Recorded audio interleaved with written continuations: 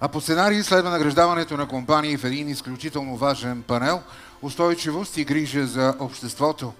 Първата статуетка в категория «Цялостна грижа към обществото» ще връчи господин Георги Първанов, консултант в сферата на човешките ресурси и член на журито на наградите «Компания на годината». Заповядайте. Не ви чуваме. Аплодисменти. Точно така. Благодарим ви. Така. Сега ще разберем и при кого отива наградата, нали така? Точно така. Добре. Наградата печели Кредисимо. Заповядайте.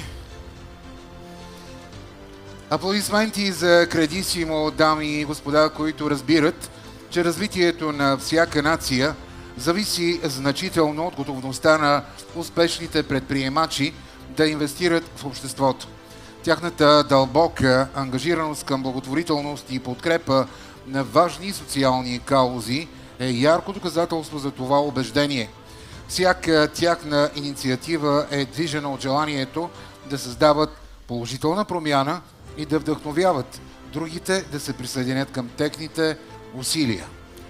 Само за последните 10 години Кредисимо е върнала в обществото над 1 милион лева в социално отговорни проекти, а само за миналата година те са дарили над 300 хиляди лева.